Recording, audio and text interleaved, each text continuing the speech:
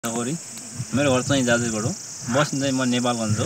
हजुर। अहिले यो मेलाको कार्यक्रममा यता घुमफिरको काममा आइरहेको थिएँ यता रुकुमतिर।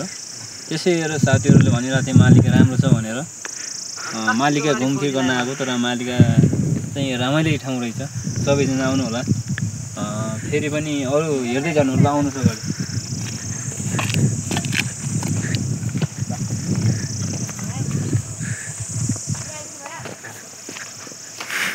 हेर्नुहोस् यो कालीको चाहिँ मन्दिर बस्नलाई यता चौतारालाई यतातिर छ। अनि एउटा भाइ चाहिँ उता के गरेर आएको गरेर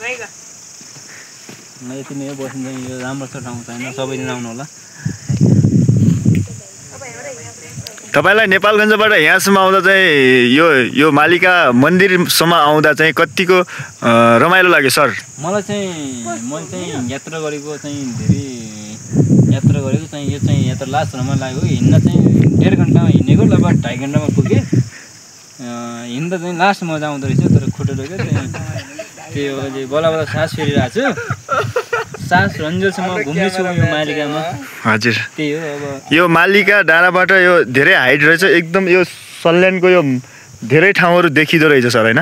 हजुर हजुर, सल्यान सबै ठाउँ देखिन्छ। उता क्या झारकारा यता क्या यता मनकोटा यता काला गाउँ के भन्छन् यसमा गाउँ सबै रमाइलो ठाउँ रहेछ। माथि हरियाली डाँडाकाँडा होइन।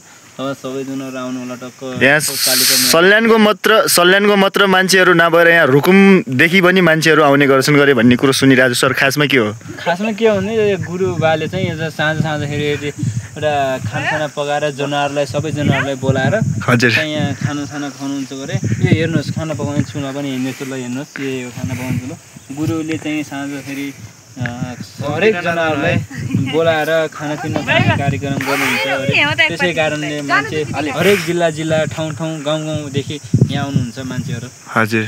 अनि अहिले चाहिँ आज चाहिँ त्यो कार्यक्रम छैन सर? जुन उहाँहरूसँग जो गुरुहरू हुनुहुन्थ्यो उहाँहरूसँग तपाईँको भेट भयो कि भएन? आज भेट भइसक्यो, मेरो भेट भएर फोटो पनि हान्छु। त्यो फोटो पनि हजुरलाई म देखाइदिउँला अहिले एकछिन पछि, होइन? हजुरको हेर्दै जानु होला, फोटो पनि देखाइदिनेछु। अनि यसै लगायत के हो भनेपछि गुरुहरूले चाहिँ हप्तामा 2 चोटि मात्रै कार्यक्रम हुन्छ। त्यस्तो जनावरलाई बोलाएर खानापिना खुवाउने कहीँ हप्तामा 2 चोटि मात्रै हुन्छ। हजुर, हप्तामा 2 चोटि हुन्छ। त्यही पनि आउनु हेर्नु होला टक्क। सबै आफ्नो आफ्नो ठाउँबाट। यो सल्यान कालागाउँदेखि माथि होइन डाँडामा यो मालिका मन्दिर, यो हो मालिका मन्दिर होइन सर? हजुर हजुर। मालिका मन्दिरबाट आफ्नो आफ्नो ठाउँबाट आफ्नो आफ्नो स्थानबाट आएर टक्क आजभोलि गुरु बाबाहरू आउनु भएको छ गरे भन्ने कुरो सुनेछौँ हामीले पनि। हजुर हजुर, आउनु भएको छ, भर्खरै आउनु भएको थियो। गुरुहरूले दर्शन दिनुभयो, त्यस पछाडि हामीलाई आशीर्वाद दिनुभयो। अनि 1 बोतल पानी दिनुभयो। पानी पनि खायौँ। पानी चाहिँ आउँदो रहन्छ। पानी ल्याउनु चाहिँ मुनकोट अमरटाउर जानु पर्दो रहेछ। अमरटाउरदेखि लगभग 7-8 किलोमिटरदेखि टाढा रहेछ। त्यहाँदेखि आउनुलाई पानी पाउँदो रहन्छ। पानी ल्याउनु पर्दो रहेछ सर। ए ल, हुन्छ सर। ल हस् सर, हस्।